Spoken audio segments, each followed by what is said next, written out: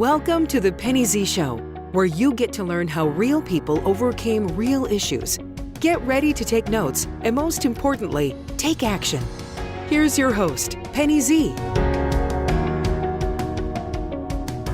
Hi, this is Penny Z with the Penny Z Show. We have another great episode, and today we have a fantastic guest. But before that, as many of you know, we're in a series called Overcoming Your I'm Not Enough story to becoming more than enough.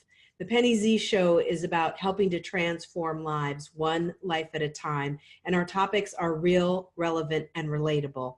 Today on our show, our guest, Sheila Malcolm, is a transformational life coach, inspirational speaker, and author of Free Me From Me, Chains Were Meant to Be Broken. Love that title.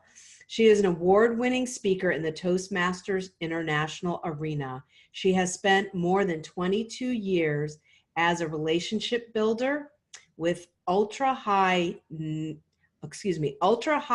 worth clients in a Fortune 500 company. She received her certification as speaker, teacher, trainer, and coach through a world-renowned leadership guru called John C. Maxwell. And I know a lot of you have heard of John Maxwell. Great coach and leadership program. And she's an amazing motivational speaker and has been involved in motivational speaking with Lisa Nichols. Sheila is the owner and president of Look Within Life Coaching. Her company is known to help women rebuild their lives by teaching them how to use their pain for purpose and to get their fire back. Sheila gained her badge of resilience from teachable moments with her grandmother as a child, which came in handy as she was too knocked down multiple times along life's journey. When not working, Sheila loves to whip up something in the kitchen and walk on the beach in the early morning, absorbing the energy and the breathtaking artistry in the skyline of the sunrise. She loves spending time with her two adult sons and her charming 2-year-old grandson, Grayson. Please join with me and welcome our guest for today on the Penny Z Show, Sheila Malcolm. She's a speaker, author, coach, and a lover of people. Welcome, Sheila. Yay! I'm so excited to have you on here.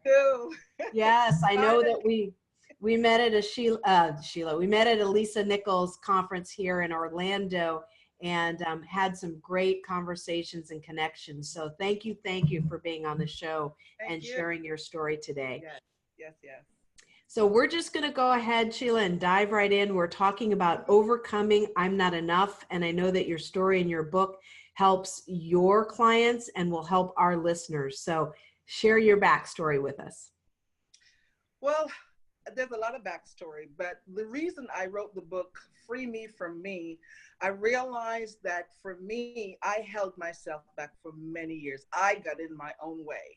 And it wasn't until I realized I was a rescue that I was waiting on, and I was my own 411.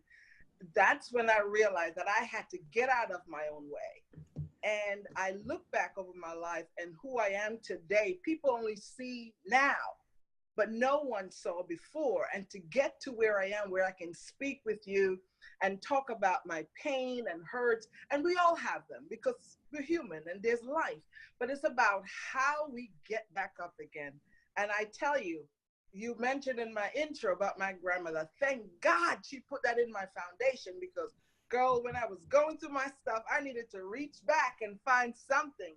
And I know your audience may not have grandmothers, but I hope they can find it within themselves because just like this, the seed, the plant is in the seed. So God made us with what we need inside. It's just a matter of tapping into it. So I was able to do that. So yeah, that's my mantra. That's what I'm teaching and sharing to help people understand that they too can find that thing that's within that can get them back up again. Absolutely. And you know, I love the fact that you say you got in your own way. I mean, that's so true. It's all in our own head and we all get in our own way. And being able to recognize that, doing mind shift changes, self-affirmations. But Mhm. what I love is you had talked about the fact that you had a major influence growing up, your Yes. grandmother, and you're right, that doesn't always happen. So share with us some of your experiences and how she helped you with that, because by you sharing that, that might touch some listeners' life to get a mentor, whether it's a grandmother or a coach or a teacher Mhm. or a next door neighbor. So share with us a little bit of that story that you have. Okay. Well, I can't remember exactly how old I was when my grandmother started, I went to live with her, and she decided, okay, I'm going to take my granddaughter, her first granddaughter, and raise her. But whatever the backstory was, the reality is that she did it. She said yes, and I was so glad she said yes. And I didn't get to meet my mother until I was about 9 or 10. I met my father when I was about 13. So, but I've spoken to them back and forth. But my grandmother always told me good things about him. I was able to talk to my dad on the phone because he was in the US, I was in Jamaica.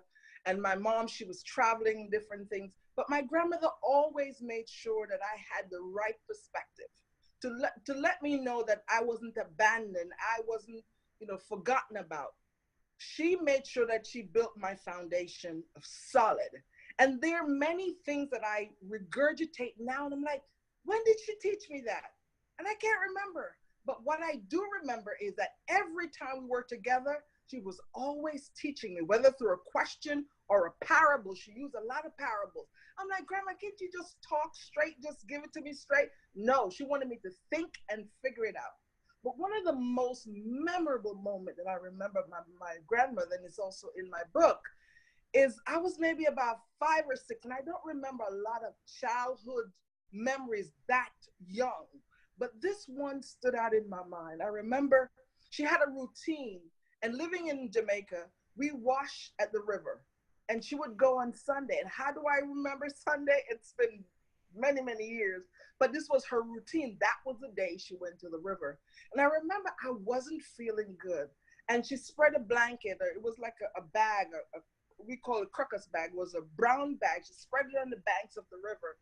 And she sat me there, and I had my toys and some snacks, and I was just sitting there, killing time because I wasn't feeling well. And then I said, Grandma, well, I said Mijin. That's our name. That's the colloquial name, like that tender, fun-loving name that we call her. I said, Mijin, I'm thirsty. And she stood up. She was washing in the bucket. She was washing. She was bent over, and she was washing, and she stood up, and she put her hands on her hip, and she looked around, trying to figure out how she's going to get this water to me, because she had no cups. We were at the river. And I saw something that really transformed my life. And I think that's why God used it to etch in the back of my mind to let me know how valuable that I was. I saw her step from behind the pan, we call it the wash pan. And she got into the water hole, and she used her hand to skim away whatever was coming down in the water. She bent down and picked up that water in her mouth. And she brought it to me. And she poured it in my mouth like a little birdie. Oh my gosh. When I think back on those moments, I'm like, I was truly loved. I don't remember my grandmother saying the words, I love you, but I know she was always thinking about me, Penny, always. Because she had a routine. She was an entrepreneur. She buy and she sold things, and she sold things from her land, the fruits and vegetables that she planted and so forth. But every time she went out and came back, she always brought me something, whether it's candy, a piece of cake, ribbons or barrettes for my hair, or a piece of cloth to take to the dressmaker to make me a dress. And I say to myself, she was thinking about me while we were apart. And that's so important to know that somebody is thinking about you.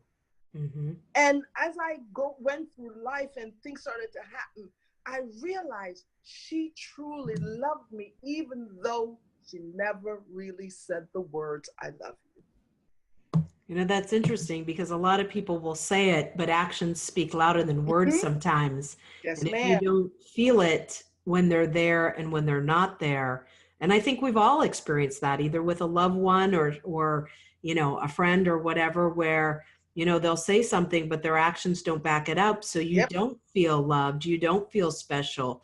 And so that's an amazing gift that your grandmother, excuse me, gave to you, growing up. So that's amazing. Yes. Thank you. Yeah. So tell us a little bit of how growing up in Jamaica and how your experience with your grandmother has transformed you. And obviously you live in the States now. How did that journey take you here, and how did it help you become the person that you are today? Okay. So my father was living here in the States. He had remarried, he was married, and as a practice, most families in Jamaica try to maybe go to the United States or England or other places to make better living and get a better life. So my grandmother, she was doing her thing, taking care of us and everything like that, and she wanted to make sure that I had a better life, not necessarily, one where I was planting and reaping from the land, which I enjoyed as well, but she wanted me to have something else. She raised her nephew and a cousin, so it was three of us in the household. And my dad and my stepmom started a process to bring both my grandmother and I here to the United States. But for some reason, things happened that didn't work out so well. So eventually, I was the only one who came. And I was at that age where I was young, 13, puberty, things were starting. And she didn't want me to get into any trouble. So she wanted my dad to get me out of there. And as a little girl, you start thinking about boys and different things like that. And she's like, we have to hurry up and get you out of here. So they worked things out, and eventually that came through. But, going back to the question you asked, the foundation to all of that and how it transformed me. If you can repeat the question one more time. Let me just Oh, make sure. sure. So, obviously being raised in Jamaica and then moving to the States and having your foundation with your grandmother, how did all of that transition, and then moving here, how did that help you continue to grow in who you are to become who you are today and who you're helping? So how did that experience once you got to the States? What happened once you got to the States, I guess? Okay. Well, once I got here, was a lot, big difference, a lot to Mhm. get accustomed to. But the bottom line was, she always talked about hard work. She always wanted me to thrive and to do better and to improve. And my dad was the same. He was about the book, the book, the book, your grades, and just really making sure that you did the best that you can be so you can become the best. So I saw my grandmother model the behaviors of, she was an entrepreneur, like I mentioned. She always was a leader in the community. She helped families who were in trouble, who had, things that they needed, and if she had, she would share. She was always going into the community, helping the less fortunate. So she would do things that I saw that I wanted to do. And in coming here, I realized that I had to continue the same tradition because I'm the chip off the old block. So the things that I saw her model, I wanted to do that here. And in coming here, it was a culture shock. Everything was different, and everything, you know, was very different for me. But I realized it was important for me to keep my head on and keep my head up and pursue education and to pursue doing well, getting better at whatever I did, and be able to help, because you can help and do things for others if you don't know it yourself.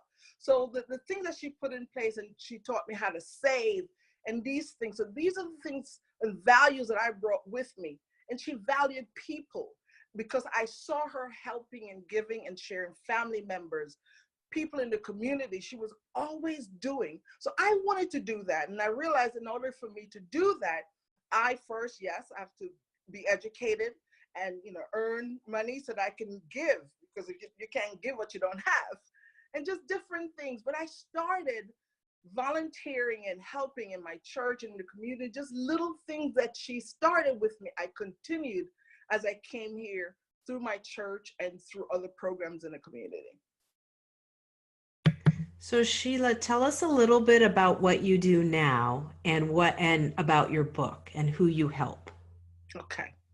So who I help now are women who have been through hardships, a hard time, women who have been down and out, knocked down, thinking about, should I stay down or should I get up? And they're choosing to stay down. And the women that I help are different women, whether you're professional or just regular old, just my neighbor down the street, just someone who want to be better in their life, someone that want to see and make a difference from where they were and what they used to go through. For example, if you've gone through a terrible relationship, I've been divorced, I was married 24 years, and life happened, but I had to get back up from that.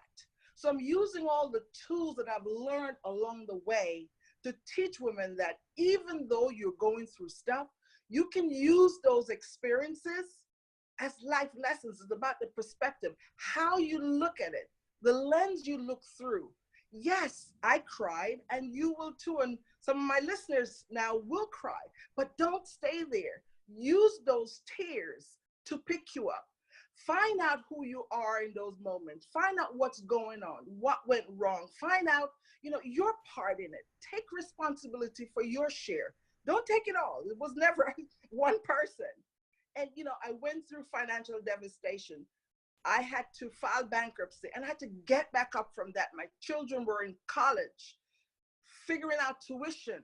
I had lots of nights I was crying, trying to figure out how to get it done.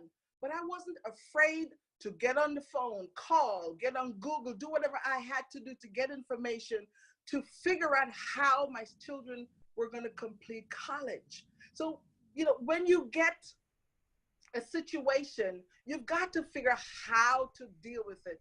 Don't let it control you. You are in charge. So my goal is to touch women who are in a place of maybe that relationship, or maybe they're in transition from a job and the job is just not working out. But I want them to look at the job as an investor. Don't look at it as a job and it's just a pain. Figure out what you can do next. Look at things differently, because there was a time I looked at my job like it was just a job and I hated it. But the minute I started looking at it from the perspective of, this is an investor and it's going to help me to get to where I need to get to, then things change. My mindset changed and my behavior changed. So I still got up early, but I was excited now about going to work because I knew that this is going to help me to get to the next level. It's about how you look at things. And so many people stay in the valley, but the valley is for you to pass through it. And like the good book says, though we walk through the valley, we don't sit there and make up a bed and build a building and sit and just give up. No, we get up. So I'm trying to help women to see and to understand that it's okay to be down, but it's not okay to stay down. Because there are gifts that you have. There's things that you have to do. There's anointing on you. There's a destiny and a purpose in you. You may not see it, but that's where coaching comes in. That's where tapping into a mentor, someone, or start listening to the compliments that people give you. Because sometimes people say, you have a beautiful smile. That's a compliment that I get a lot. And I tell people, thank you. But there was a time I couldn't smile. And I look forward to smiling every morning. I get up and I'm excited about the day because I remember when I couldn't smile. And that's so important for us to realize that just open up our eyes every morning is a gift. It is. We receive it that way. And to be in gratitude when, like you said, when you're getting compliments or the things that you do have in life, to be filled with gratitude. And then, I always say to give abundantly, you get abundantly, but you may not always get the same thing that you give because you might not need the same thing that you give. Someone else might need a hug and you might need a compliment. So, the universe takes care of us in that way. And we can never outgive the system. You know, the more we give, the more you get. Not that you do it directly for that purpose. So Exactly. Mm-hmm. I loved your passion. I love your message. I love the people that you're helping. You know, you had said, I feel like, you know, you help people survive and you help people get back up and continue with their life and help with their attitude. And you're right. We all have a purpose and a why. And one of the things when I was down, I really struggled because we lose our self-confidence. Yes. And, you know, our self-talk is, and like you had mentioned, you know, we're our own worst enemy. And someone said one day, you know, your mess is your message. Yes. And I started really thinking about that. And I took it several steps farther. And I have a little phrase that I say, my mess is my message. My message is my story. My story is my purpose. And my purpose is my why. I love it. You know, if you really kind of go through that process, it really takes you to, I feel like, because we all ask, why are we here? What's our purpose? What are we supposed to do in life? And if you kind of go through that process, you know, kind of in quiet and meditation and in prayer, I think it really is revealed to you, especially when we're down and struggling with that. Definitely. Yeah. So tell us a little bit about your book. I'm excited. So my book should be out by the end of this month. I'm still editing. I'm still working all the kinks out because, you know, I had some issues. So still plugging away at it. But once it's out, it will be on Amazon. It's called Free Me From Me. Chains Were Meant to Be Broken. And there are many chains in our lives. And as our faces are different, so are our chains. But the goal of writing this book is to help men and women, whoever would read it, to help them find that hammer that's going to break that chain. There were many chains in my life. And again, going back to my grandmother, I saw her get back up again from hardship. You know, she was riding from a funeral on a motorcycle, and this also is in my book. And her foot slipped off the bike and went into the spokes, and her the main vein, the Achilles tendon, got cut. And for months, she walked on all fours. And she kept cooking. She went up and down the stairs. She kept moving and doing everything. And I said to her in a childish way, because I didn't understand, like, Grandma, aren't you sick? She said, girl, this is my feet, not my hand, not my mind.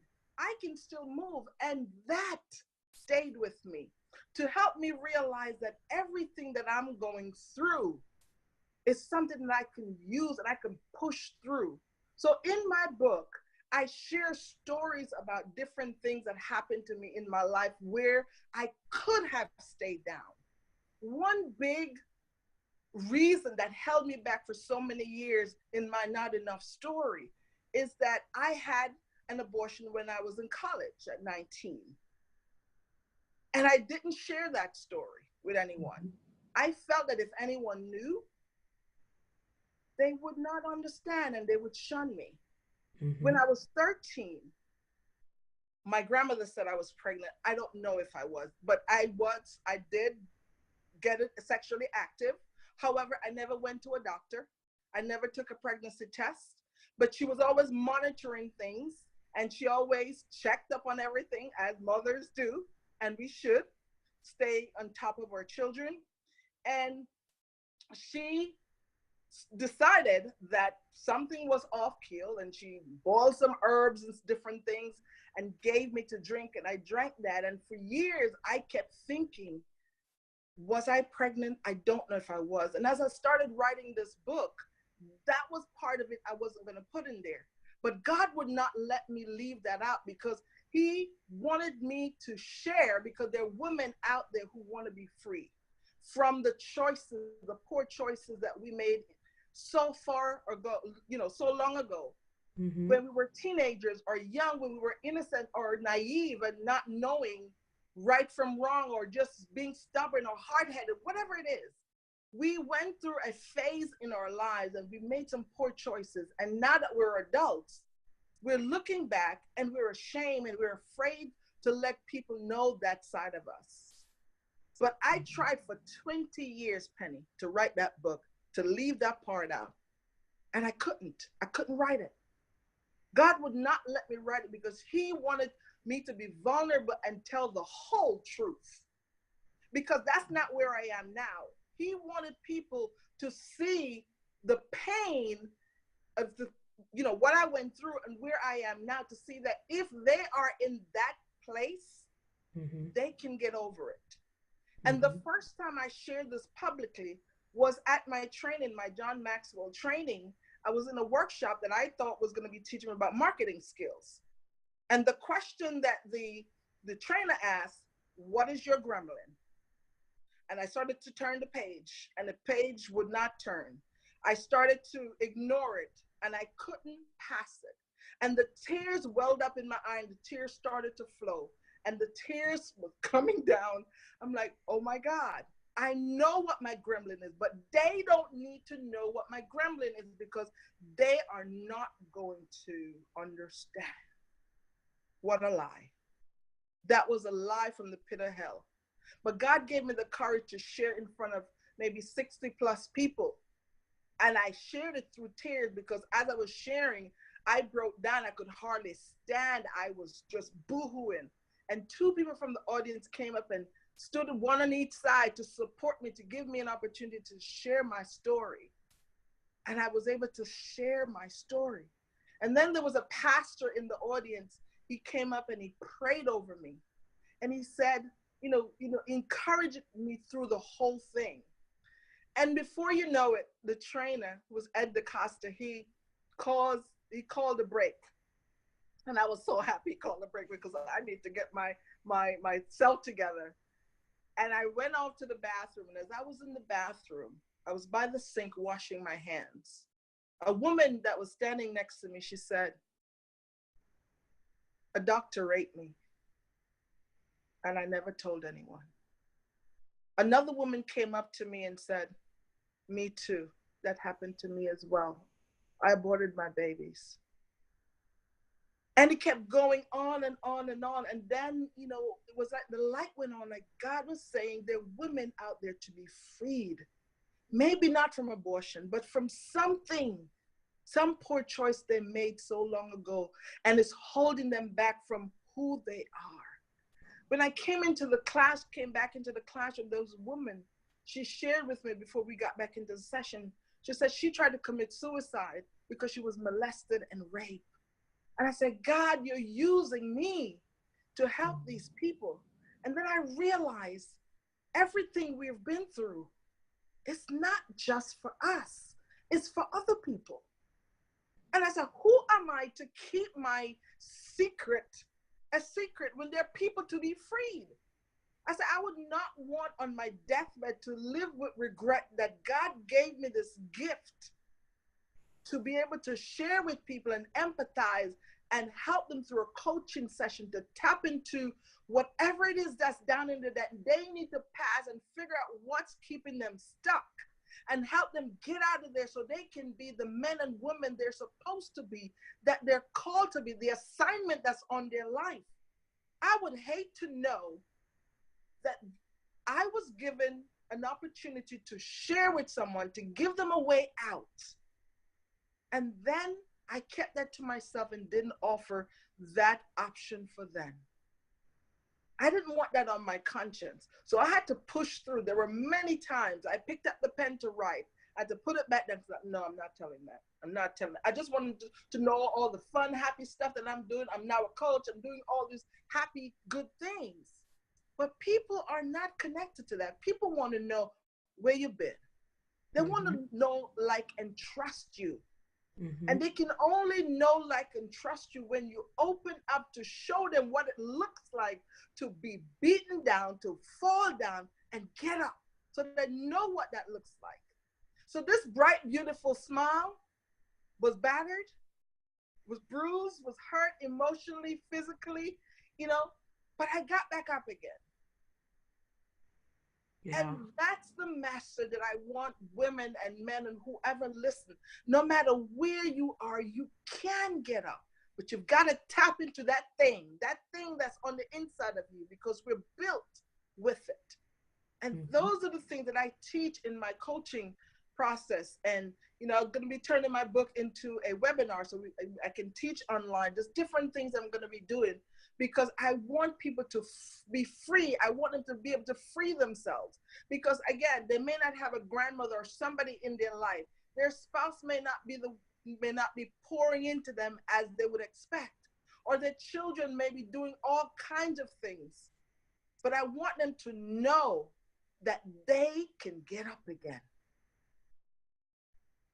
Absolutely. Gosh, I'm just at awe, and I just want to thank you right now for being so vulnerable, not only on this show, but like you said in your book and your experience with John Maxwell, because your story is made to be told and to help other people. And we are here to help other people. And I thank you because by you sharing and being on this show, you're helping me to accomplish helping others overcome their I'm not enough stories. Mm-hmm. And their less than, and their lack of self-confidence, and they're feeling shame for having something happen to them. Yes. So that we can help women around the globe, men and women, but women around the globe, be able to step up, to stand Yes. up, and to be proud of who they are, and to realize that we all go through trials and tribulations, and we all go through pain and times of being ashamed at either things that we did or things that were done to us. But as long as we are not alone, which is one of my themes, is transforming lives one life at a time with real, relevant, and relatable stories, and to share these stories through the Penny Z Show so that people realize they are not alone, and that they can reach out to you and to me or to other people or other guests that we have on and relate and connect, and to also get help if they, if they choose to. So I just want to thank you right now. And in wrapping up for this episode, I just want to ask you, Sheila, if there's any final words of wisdom, first off, and then obviously if you will share either a website or the way that you would like people to connect with you from them hearing or watching this episode, whether it's a website or an email, share that information after any last words of wisdom. Thank you, Penny. My last few words are going to be that even though you may have fallen down, you may have been pushed down, you may have been beaten down, whatever happened that caused you to be down, you don't have to stay down, because you can get up. Think of that game that's in the arcade or the game room, where as the little kids, the heads pop up and you keep hitting it, and the heads keep coming up. Just think of yourself of popping up again. No matter what happened, you're still coming back up again, because there's purpose for you. There's destiny on your life. And whoever you are that's listening right now, you're not alone. Do not let shame stop you or silence your voice. It did for me for so long. And I wish I had more time to go back and do it all over again and speak out earlier, but I don't. So I'm speaking out now.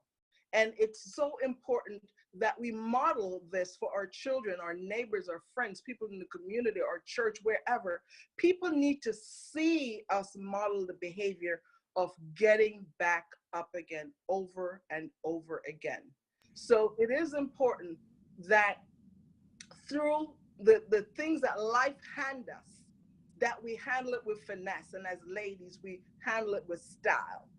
And how we do that is to continue to get up no matter what.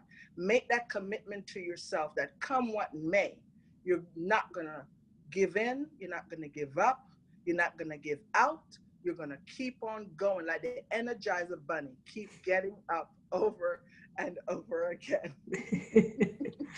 Amen. So how can they reach you, Sheila? I'm at lookwithinlifecoach@gmail.com, lookwithinlifecoach@gmail.com. And, if you give me a call, I'll be happy to set up some time and discuss with you, or send me an email, lookwithinlifecoach@gmail.com. I'm working on a website right now. It's under construction. And I also have some YouTube videos out. You can find it under Look Within You, the letter U, and you'll find those videos. I'm also on Facebook. You will find me on the Look Within Life Coaching LLC, Shelia Malcolm. You will see that there. And if you Google me, you'll find me. I'm also on LinkedIn. There are different ways to reach out to me. Just find me. Well, Sheila, I want to thank you. We too will also have Sheila's information on the pennyzshow.com website. When we launch her episode, you'll be able to see and hear this. Also, as well, follow us on LinkedIn, YouTube, Twitter, and Facebook. Make sure to share this episode so that we can reach more people around the world and help more people and affect more people's lives. So we thank you so much, Sheila. I want to do a special shout out to Grandma, to her strength, to her entrepreneurship, and to her raising and helping to raise just a wonderful woman in you so that you can share your light and your story and your wisdom with many of us. So again, thank you. We will have all the information on the Penny Z Show website, thepennyzshow.com. Again, this is another great episode. Thank you, Sheila Malcolm. We appreciate it. And everyone have a great day. Thank you. Thank you, Penny. Thank you for having me on. Absolutely. Thanks, Sheila. Thank you so much for listening. If you want to hear more, including specific ways to empower yourself, go to thepennyzshow.com.